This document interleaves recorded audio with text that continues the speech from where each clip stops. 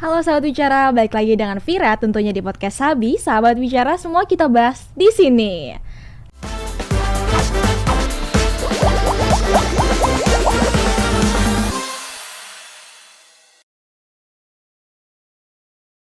Halo sahabat bicara, balik lagi dengan Vira di podcast Sabi. Sahabat bicara, semua kita bahas di sini. Sahabat bicara, salah satu sektor industri yang dikembangkan di Indonesia adalah aviasi. Dan pemerintah saat ini melihat bahwa industri aviasi memiliki masa depan yang cerah. Dan lebih lanjutnya, untuk lebih mengulas lebih dalam tentang dunia aviasi, kita bisa bahas di sini tentunya bersama narasumber yang sudah hadir, Kak Rizcha Marta. Risa, ya. Kak Risa Marta, Ya. ini dipanggilnya Marta, Risa, atau Ica aja. Ica. Terima kasih ya Kak udah mau nyempetin waktunya nih ngobrol-ngobrol di podcast Sabi kali sama-sama. ini. Jauh-jauh datang dari Tangerang. Tangerang. Iya. Jadi Kak Risa ini mempelajari dunia aviasi ya. sejak tahun Sejak tahun 2017. sejak tahun 2017 di dunia aviasi gitu ya Yes. Kak. Dunia aviasi ini ada bagian-bagiannya nggak sih Kak? Bagiannya banyak. Pasti dari yang di bandaranya sendiri, dari yang di pesawatnya juga ada. Oke, mungkin untuk lebih menggambarkan ke sahabat bicara bahwa aviasi ini tuh apa sih? Mungkin bisa dideskripsikan lebih secara lebih sederhana gitu oleh Kak Ica. Singkatnya aviasi itu apa sih Kak? Singkatnya, aviasi itu dunia penerbangan. Kalau gimana ya? Istilahnya semua yang bersangkut pautan untuk mendukung penerbangan Indonesia itu disebut dunia aviasi. Kayak semua orang yang yang ngambil bagian dari penerbangan itu misalnya pramugari, biasanya yang salah satu yang kerja di aviasi itu pramugari, ada pilotnya, co-pilotnya, terus teknisinya itu. Masih banyak lagi. Oke, kalau di film-film barat tuh ya suka ada bagian di mana pengecatan pesawat gitu. Oh, Itu juga part painting. of dari aviasi gitu. Yes, ya benar banget. Karena itu termasuk bagian dari tugas-tugas dari engineering atau teknisinya juga. Oke. Dan Kak Ica ini mempelajari aviasi Di STPI atau sekarang udah ganti nama jadi Politeknik Penerbangan Indonesia Curug. Oke. Di sana itu ada bagian-bagian penjurusannya kah atau gimana gitu Kak? Bagiannya ada banyak.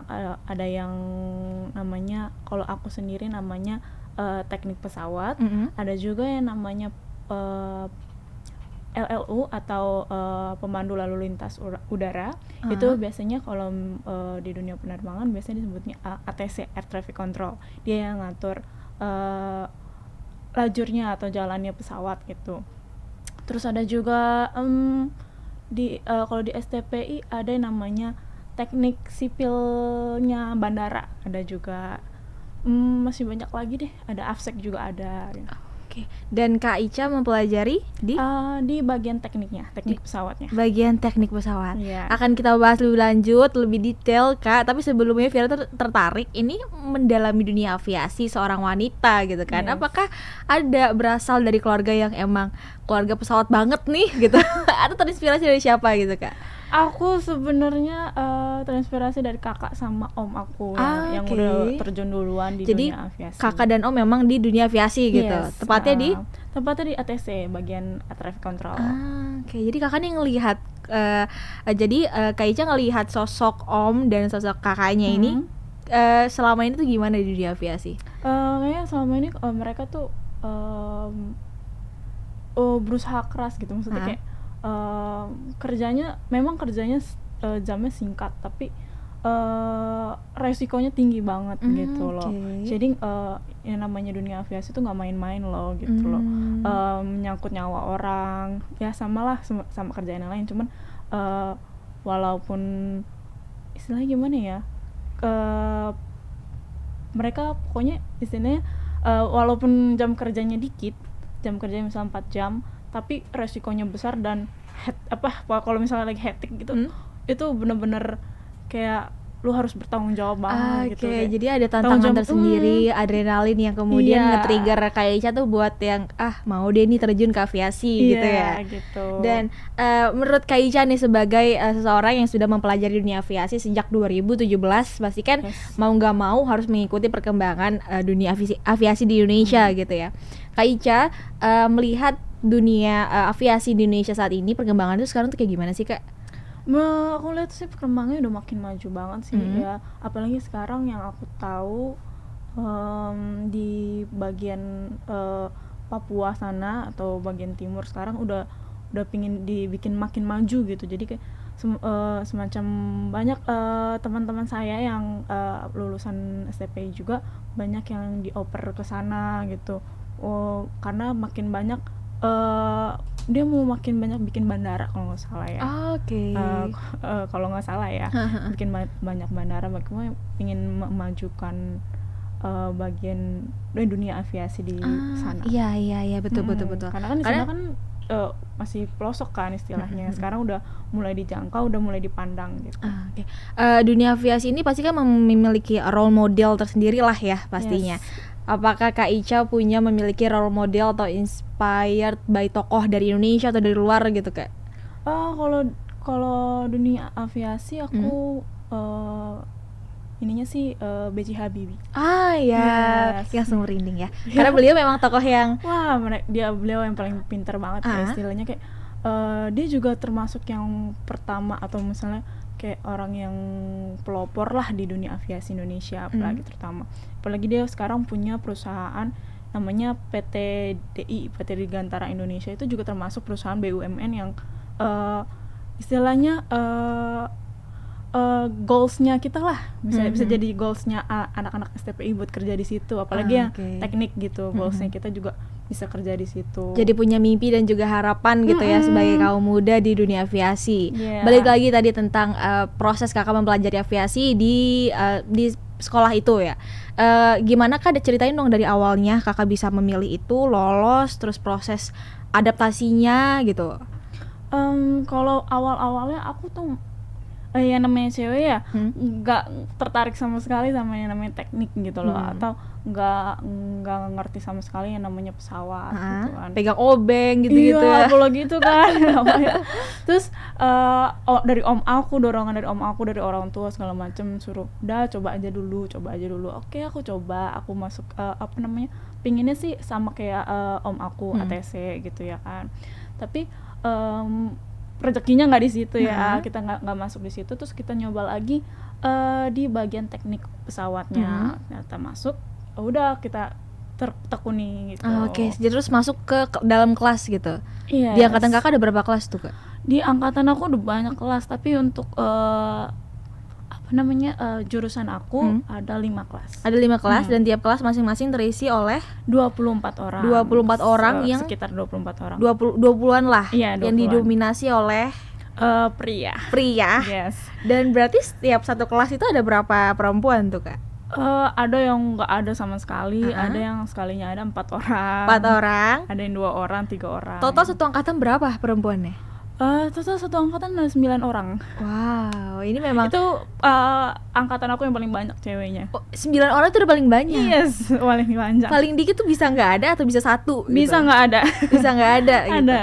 Dan ini menarik gitu karena Kak Ica akhirnya seorang perempuan yang memang bukan berarti diskriminasi, cuma memang masih jarang lah ya kaum perempuan yang mendalami dunia aviasi sampai akhirnya kayaknya nih pede dan kayaknya bisa deh nih gue mendalami aviasi sebagai perempuan gitu. Di usia yang saat itu masih belia dong pastinya. Iya, pasti. Apa yang nge-trigger kayak biar nih bisa gue berani karena memang iseng aja atau mau nekat atau gimana gitu Kak? Aku nekat sih, lebih nekatnya. Masalah bisa atau enggaknya udahlah nanti belakangan, coba dulu aja, nggak ada salahnya kan coba dulu.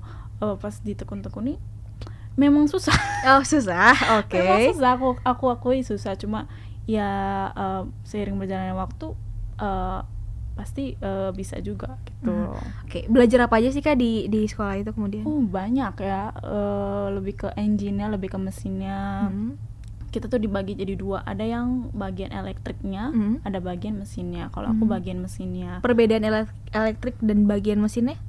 Ya itu perlistrikannya gitu ya? Iya, ada yang bagian perlistrikannya, ada yang bagian engine-nya. Walaupun kita sama-sama pelajari gitu. Maksudnya yang listrik belajar mesin juga belajar listrik, cuma tapi fokusnya kemudian beda gitu. Di mesinnya difokusin lagi. Iya. Oke. Terus pengalaman Kak Ica nih dari zaman maba sampai sudah lulus gitu, mempelajari mesin pesawat, yang paling seru tuh ketika ngapain Kak? Kalau aku ya paling seru pas aku OJT, itu tuh pengalamannya. OJT adalah semacam PKL, on job training. On job training. Di situ banyak pengalaman yang benar-benar ternyata selama aku pendidikan di sana, selama aku kuliah, kayak namanya semester 1 semester 2 kan fokusnya bukan di pendidikan lah, istilahnya fokusnya masih di dunia kehidupan barak gitu. Kehidupan barak. Iya, kayak maksudnya belum fokus di pendidikan. Nah, setelah aku OJT atau PKL itu, aku baru tahu, oh ternyata ini yang selama ini aku pelajari. Oh ternyata ini fungsinya ini fungsinya ini. Terus ternyata baru di situ yang namanya praktek itu penting banget loh. Jadi kalau misal tanpa praktek aku nggak bakal tahu tuh ini fungsinya apa, terus caranya yang betulin ini yang terbaik tuh kayak gimana gitu. Kalau di situ tuh aku belajar banyak. Terus di situ juga aku pertama kali namanya naik helikopter. Oh, helikopter. Yeah. Oh, jadi dioprek ini pesawat-pesawat yang besar Airbus gitu atau yang kalau aku kemarin kebagiannya di helikopter. Jadi di bagian istilahnya hanggar helikopter. Itu helikopter apa yang di oprek-oprek Kak maksudnya? Mesinnya. Jadi kan mesin pembakarannya istilahnya. Secara sederhana nih ya, biar sahabat bicara juga mengerti. Bagaimana cara melakukan maintenance pada helikopter Kak? Istilahnya atau yang Kak Ica lakukan saat itu? Kayak sama aja sebenarnya kayak kendaraan yang lain ya. Misal mobil atau motor pasti sesuai dengan maintenance booknya. Dia helikopter juga punya maintenance booknya, jadi tergantung kita mau apa yang mau diperbaiki atau bagian apa yang harus diperbaiki, kita kembali lagi lihat ke maintenance booknya. Nah, di situ ada proses-prosesnya, ada istilahnya ada ganti oli gitu. Iya, ganti oli ada. Iya, ada tutorialnya istilahnya ya, yang nggak boleh dilewatin, nggak boleh di-miss gitu. Helikopter kalau dicuci itu gimana Kak? Di steam sebelah mana tuh yang ngebuka steam cuci helikopter gitu kan? Kalau kita udah cuci termasuk benerin gitu. Jadi include ya. Iya, include. Nah, cara mencuci helikopter gimana Kak? Kalau cuci helikopter mah kalau yang luarnya ya, misalnya luarnya airframe-nya mah biasa aja gitu ya kan, kayak cuci mobil biasa. Kalau misalnya dalamnya ya harus kita satu-satu dibuka dulu. Apalagi seatnya harus dicopot dulu. Ya biasa sih sebenarnya kayak cuci mobil biasa, harus di steam vakum. Berapa gitu. kali sekali tuh cuci helikopter Kak? Ya tergantung, kalau misalnya kita mau perbaiki ya kita cuci gitu. Biasanya sebulan sekali atau berapa kali sekali? Ya hitungannya per jam, ada yang 100 hours atau per jam. Iya. Tapi kan helikopter kan di awan ya Kak. Terus itu ada polusinya gitu yang bisa bikin kotor helikopter. Biasanya debu-debu apa gitu yang nempel di helikopter gitu sehingga harus dicuci? Lebih ke apa ya berarti ya? Lebih ke sisa-sisa pembakaran ya mungkin ya. Iya. Terus juga ya namanya debu juga ya di mana aja ada ya. Itu pakai shampoo helikopter gitu? Kayaknya shampoo biasa deh. Shampoo biasa ya. Mungkin ada cairan-cairan khusus untuk mencuci helikopter gitu pasti ya? Pasti ada ya. Pakai kanebo juga nggak dilapin? Iya pakai juga. Kanebonya sekecil itu atau selebar? Enggak, kanebo biasa. Kanebo biasa. Oke. Kak Ica sendiri pernah mengoperasikan helikopter gitu atau? Aku enggak pernah, karena kan aku masih newbie lah istilahnya. Sejauh ini belum ya? Belum. Tapi ada harapan pengen coba untuk mengendarai gitu ya? Pinginnya, tapi ngeri aja sih. Hangar itu berarti kayak garasi gitu bukan sih Kak? Iya. Itu lebih ke kayak bengkel ya. Itu ada di Pondok Cabe tuh Kak? Iya ada. Kak Ica pernah ke Pondok Cabe? Kesono belum. Kak Ica tuh di Hangar Tangerang? Halim? Aku kemarin di ini Kalimasada di Cibubur. Oh, Cibubur. Oke. Di wilayah Datika kalau tahu ya. Oke.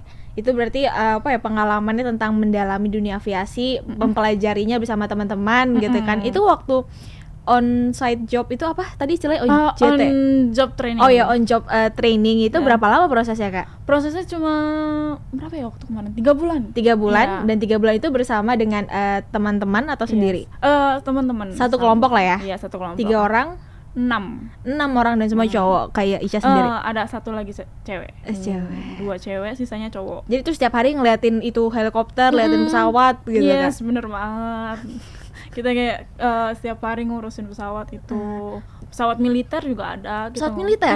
Pesawat militer juga yang gede banget. Maintenance-nya sama gak sih, Kak, kalau maintenance ke pesawat militer sama pesawat yang komersial biasa gitu? Beda sih, lebih beda. Karena lebih mesinnya kayaknya lebih, karena setiap pesawat itu kan beda-beda mesinnya, jadi perawatannya juga beda. Oke. Jadi kalau misalkan dikasih kesempatan gitu kan, Kak Ica mau mengemudi helikopter, pesawat, Airbus atau private jet apa nih, Kak? Misalkan seandainya gitu. Gimana tadi? Kalau seandainya nih Kak Ica berkesempatan nih dikasih kesempatan untuk ngendarain private jet atau Airbus atau helikopter, milih yang mana, Kak? Aku milih helikopter kayaknya. Helikopter? Lebih tertantang gitu, lebih kayak ini beda dari yang lain gitu. Oke. Mengemudi helikopter gitu ya. Kalau Jal, lu mau mengemudi apa, Jal? Buruk. Oke. Marian mau mengemudi apaan, Bang? Mengemudi awan. Kalau Vira ingin mengemudi masa depan bersama dengan rekan-rekan gitu. Bersama pasangan. Aduh. Kak Ica, kita melihat dunia aviasi ini tentunya nggak jauh-jauh kaitannya dengan Indonesia sebagai negara kepulauan yang mana dengan adanya industri aviasi tersendiri seperti yang Kak Ica bilang tadi di daerah Papua juga memudahkan akomodasi, perpindahan dan lain-lain gitu tentunya ya. Di sini kita fokus ke pariwisata. Banyak pulau-pulau terpencil di Indonesia seperti Banda Neira, mungkin Raja Ampat yang mudah diakses dengan pesawat gitu ya, dalam hal ini dunia aviasi gitu. Kak Ica melihat korelasi antara potensi pariwisata Indonesia dengan dunia aviasi ini di industri aviasi ini, Kak Ica ngeliatnya gimana? Korelasinya ya membantu banget sih, maksudnya kayak semakin majunya penerbangan itu semakin membantu untuk pariwisata Indonesia, karena kan istilahnya kalau misalnya logikanya kalau misalnya pesawat dari Jakarta ke misalnya ada langsung Jakarta ke mana tadi Raja Ampat gitu. Raja Ampat itu sangat membantu banget kan, jadi kan orang-orang yang dari luar negeri juga kalau mau ke Raja Ampat itu bisa langsung aja gitu tanpa transit gitu, jadi mempermudah mereka dalam menuju ke sana gitu. Oke, juga berarti mempermudah perkembangan pariwisata di Indonesia gitu sekali, ya Kak. Iya. Dan kemudian apa aja sih Kak profesi-profesi yang bisa dilahirkan dari pembelajaran aviasi ini, mempelajari aviasi? Tadi kan banyak tadi bagian elektriknya kah, manual mesinnya kah, engineeringnya gitu ya. Profesi-profesi apa aja sih yang bisa dihasilkan dari industri aviasi ini? Profesinya banyak sih sebenarnya ya. Ada yang di ground handling atau istilahnya di groundnya, groundnya. Terus ada juga yang di bandaranya kayak misalnya tiketing atau gitu juga termasuk aviasi kan. Banyak sih sebenarnya. Afsek juga termasuk. Oke. Ya, ini bicara tentang dunia aviasi ya, Kak. Ini Gubernur Jawa Tengah, Pak Ganjar, baru saja mengajak PT Aviasi Indonesia untuk meningkatkan kerjasama pariwisata pasca pandemi. Tepatnya di bulan Januari tahun kemarin nih, sahabat bicara, di mana di kota Semarang, PT Aviasi Pariwisata Indonesia atau Persero dan pemerintah Provinsi Jawa Tengah sedang menjajaki kerjasama pengembangan dunia pariwisata Jawa Tengah dengan mengkonsolidasikan Borobudur dan Kota Lama serta juga bandara yang untuk kebangkitan ekonomi Jawa Tengah pasca pandemi gitu. Kemudian Kak Ica melihat adanya sosok pemimpin yang juga ikut turut terjun di dunia industri aviasi ini, gimana Kak Ica menanggapinya? Apakah suatu tindakan yang layak untuk diapresiasi dan didukung? Aku dukung banget sih ya, karena apalagi pemerintah udah mulai melirik ke bagian apa namanya, kebagian Aviasi. aviasi itu kan berarti aviasi itu termasuk bagian besar lah, maksudnya bagian besar yang menjunjung Ada segmennya lah ya. Ya aku dukung banget sih, apalagi seorang Pak Ganjar ini kan calon pemimpin lah istilahnya. Calon pemimpin harus melihat dari segala sisi betul, segala sektor lah ya. Segala sektor, salah satunya ya. di aviasi Di ini, aviasi sama ini, juga ada yes. anak-anak lah yang belajar mempelajari dunia aviasi ini. Kak Ica saat di sekolah STP ini, perkiraan ya Kak, bicara sekitar kos gitu, karena kan ya namanya juga di sini pasti yang mendengarkan podcast Sabi ini dari berbagai kalangan, bisa aja anak SMA yang baru lulus dan ingin terjun juga seperti Kak Ica di STP gitu kan. Sekarang sebutannya Politeknik PPI. PPIC. Nah itu saat itu Kak Ica di SMA IPS IPA? IPA. Jadi hanya yang IPA yang bisa ada IPS, cuma tapi untuk khusus satu jurusan ada namanya OBU. OBU itu bisa IPS. Oke. Yes. Jadi tapi rata-rata IPA, tapi iya. Buat teman-teman yang IPS juga bisa gitu. Iya. Kemudian budgetingnya, cost-nya gitu, perkiraan range berapa sih Kak yang harus disiapkan? Cost-nya untuk ada yang reguler, ada yang mandiri. Ada juga waktu itu pernah di angkatan aku ada yang namanya pondok pesantren, jadi khusus pondok pesantren juga ada. Kalau aku mandiri, perkiraan cost-nya hampir 300. 300 itu sampai lulus ya, sampai lulus perkiraan 300 juta. Iya. Itu dari di tahun kakak ya? Iya, di tahun aku. Terus kalau misalnya reguler sekitar di bawahnya 200-an. Terus kalau misalnya pondok pesantren dia tuh lebih ke beasiswa, jadi dibayarin sama pihak STPI-nya gitu. Itu pokoknya pada tahun 2017 ya Kak? Yes. Dan biaya pasti menyesuaikan seiring pergantian tahun dan tahun gitu. Betul, tapi betul. juga jangan menjadi ketakutan untuk sahabat bicara untuk untuk kemudian wow gitu ya, karena banyak jalan menuju Roma gitu. Jadi kalau misalkan sahabat bicara tetap mau fokus di dunia aviasi gitu kan, pasti banyak program-program beasiswa ya Kak. Asal terus gali terus informasinya di website. Tadi juga ada banyak program-program pondok pesantren. Tentunya juga Vira percaya banyak program-program beasiswa lainnya yang bisa dicari tahu gitu ya. Yang penting berani dulu coba mempelajari aviasi. Betul banget. Dan terjun dulu aja. Terjun dulu ya. Tapi terjunnya yang jelas nih, jelas. Terjun bebas. Iya bener. Kak Ica, pastinya di sana banyak sahabat bicara, teman-teman kaum muda yang juga ingin menjadi pemula untuk mempelajari dunia aviasi ini. Bagi dong tipsnya ke mereka, ada nggak? Untuk pemula, ya pertama tadi ya jangan takut buat nyoba sih ya. Kita kalau misalnya kita nggak ngerti atau nggak tahu, ya coba aja dulu ya kan. Siapa tahu nanti jodohnya di situ kan, nggak ada yang tahu kan. Ini ada kakak nemuin jodoh di sana? Enggak sih. Sekian banyak laki-laki di sana, nggak ada yang belum lah ya. Belum. Malah di luar ketemunya. Okay. Lanjut. Back to topic. Ya itu tadi. Apa namanya, kalau jangan takut buat nyoba. Ya kalau misalnya itu kan di situ banyak ininya apa jurusannya walaupun kita nggak tahu itu sebenarnya untuk apa gitu, misalnya kita nggak tahu nih jurusan ini tuh sebenarnya buat apa sih, kita boleh sih ya kita justru malah harus cari tahu dulu sih sebenarnya buat apa, kita nanti ke depannya apa, kerjanya apa, pelajarannya apa, boleh ya ditanya-tanya sama orang yang udah pengalaman di situ, atau cari di internet juga banyak kok. Ya untuk yang mau ngambil ya ambil sesuai yang hati. Pertama sesuai hati dulu ya. Kalau misalnya nggak suka kan juga bahaya kan ya. Terus kedua ya nekat-nekatan ya, berani aja gitu, berani. Terus ketiga fisik sama latihan TKD sih kalau misalnya mau ini ya. Ada tes fisiknya juga ya Kak? Tes fisik sama TKD gitu. Tes fisik itu akan berguna saat pembelajaran karena tes fisik sangat berguna saat di dunia baraknya, maksudnya di apa ya istilahnya ya, di asramanya asrama gitu? Ya di asramanya. Ya tes fisik sama tes TKD. Kalau TKD kan pasti umum lah ya, umum semua kayak mau masuk ke perguruan tinggi pasti ada beberapa pasti ada TKD itu. Ya pelajarin aja yang dasar-dasarnya. Pelajarin dasar-dasarnya.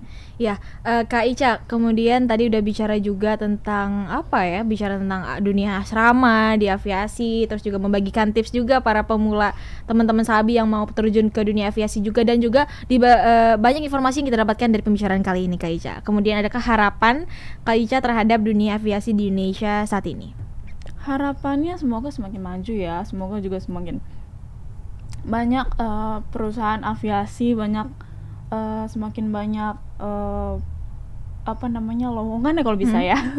Semakin banyak lowongan ya untuk adik-adik nanti, atau buat Prospek kerjanya prospek gitu kerjanya ya. nanti gitu. Terus semakin maju deh, semakin kedepannya semakin membantu untuk dunia pariwisata Indonesia. Ya, tentunya terima kasih nih ya. Amin, semoga diaminkan segala harapan yang tadi Kak Ica bagikan gitu.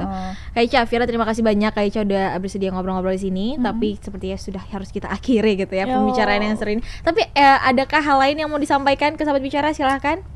Cukup sih. Cukup ya. Terima kasih nih udah mau ngobrol-ngobrol di podcast Sabi kali ini. Dan kembali Vira ingatkan untuk teman-teman sahabat bicara yang ingin mendapatkan mug, tumbler, kemeja dan juga topi, bisa didapatkan di berbagai e-commerce seperti di Shopee dan juga di Tokopedia. Dan juga untuk sahabat bicara yang mau tahu kapan nih update-nya podcast Sabi ini tayang, bisa teman-teman sahabat bicara untuk subscribe juga dan nyalakan loncengnya, serta juga di follow di Instagram, Twitter, dan juga di Facebook. Sahabat bicara, Vira akhiri pembicaraan kita kali ini dengan narasumber Kak Ica. Vira pamit undur diri dan Kak Ica juga pamit undur diri. Siap. Dadah.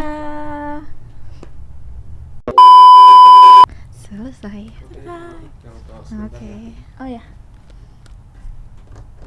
Pakai kita Kak. oke dulu. Oke.